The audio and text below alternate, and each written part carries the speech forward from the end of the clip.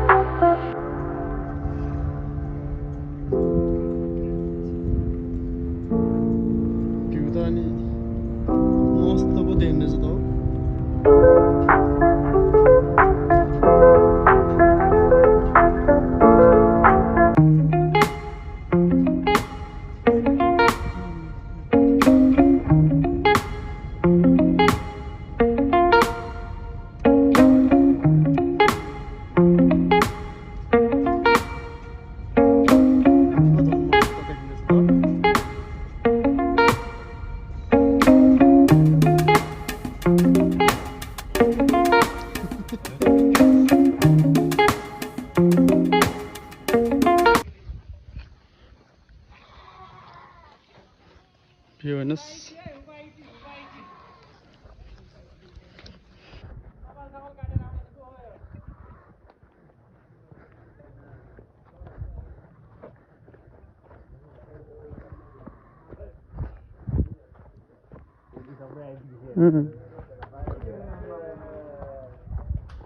टोलीहरू हाम्रो सबै आइपुगिसकेको छ। मी चाहिँ रिसोर्ट आइपुग्यो। कताबाट हो? ए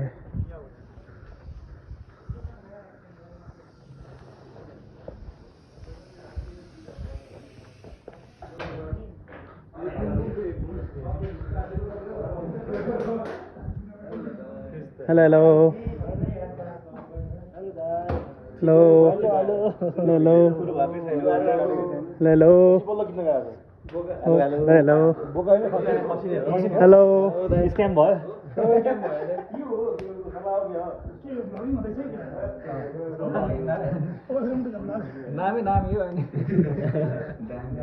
दामी दामी ल नाइस। ए हाम्रो सबैजना यता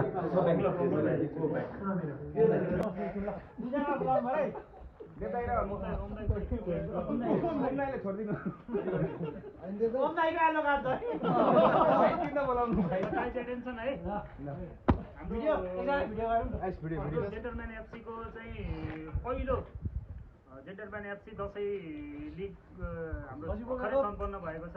त्यसकै चाहिँ हालसालै हामी यहाँ कार्यक्रममा चाहिँ उपस्थित भएका सम्पूर्णलाई चाहिँ म स्वागत गर्न चाहन्छु। पहिले जसमा टिम ए, टिम बी र टिम सी गरेर हामी तीनवटा टिम खेलेका थियौँ। टिम सीले जितेको छ। टिम सीलाई धेरै धेरै बधाई छ। युवक अगाडि आउनु होला।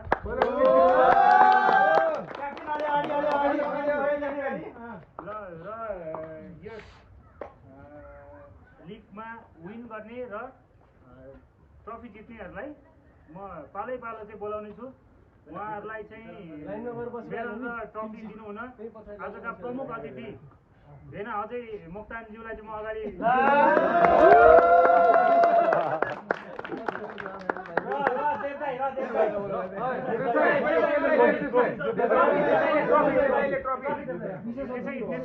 त्यसै गरी एफसी दसैँ लिगका मुख्य म्यानेजमेन्ट टिमका चाहिँ मुख्य हेड देव खड्काज्यूलाई पनि म अगाडि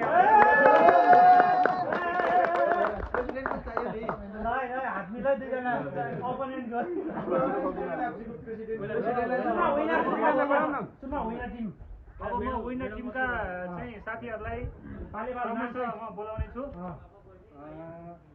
पहिला क्याप्टेनबाट बोलाउनु होला। क्याप्टेन युवक कोही त प्लेयरहरु जान प्लेयर पनि जान्न पछाडी आउनु न हल्का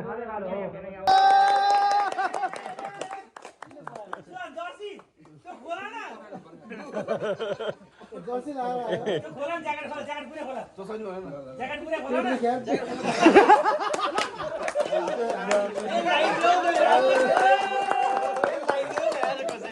गाडी यस्तो अल्छेर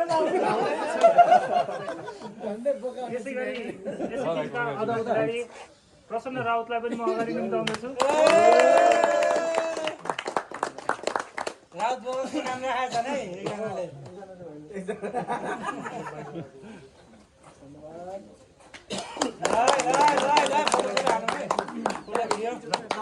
ओ यो त स्पेशल भयो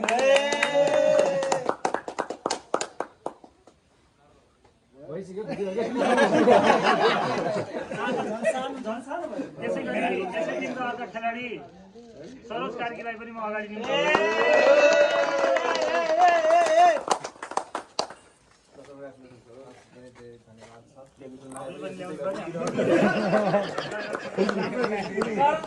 यो महिनाको फी मागिहाल्नु पर्छ यसै गरी यस टिमका चाहिँ अर्का खेलाडी विष्णु दाइलाई पनि म अगाडि निम्ताउँदछु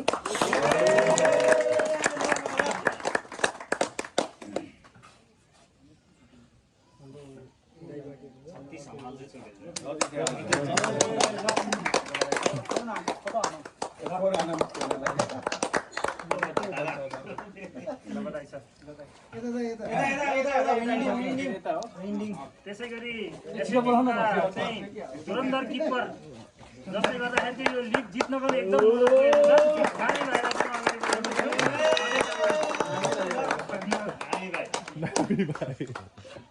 हामीले दामी काम गरेर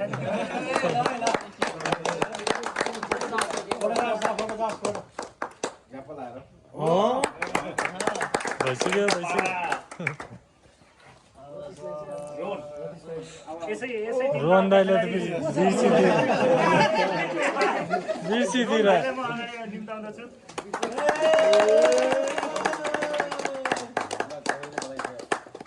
जुदो खेल्न आउँदैन उनीहरू जितिरहेको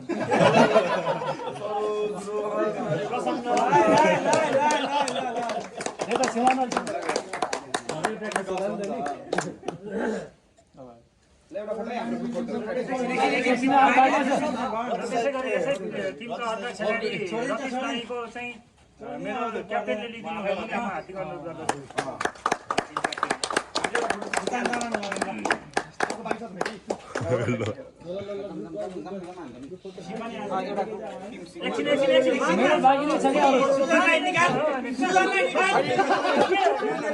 बेस्ट किपरको अवार्ड जित्नु भएको छ हाम्रो नामी अजय तामाङ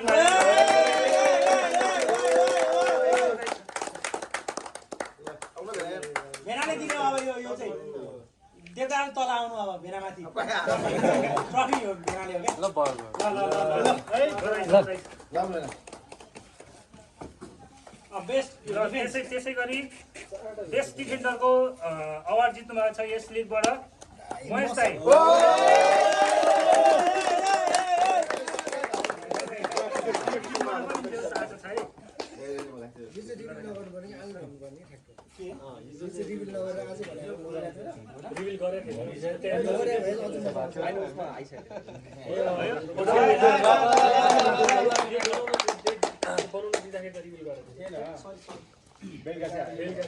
त्यसै गरी बेस्ट मिडफिल्डरमा यस लिगबाट जित्नु भएको छ टिम एबाट अश्विन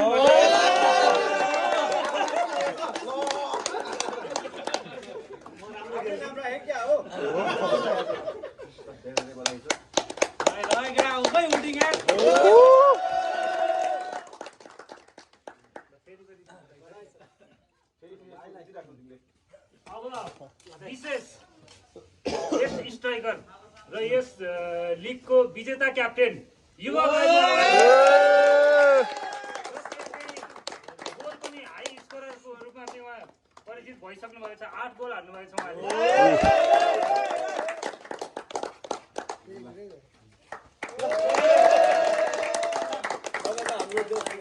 उहाँले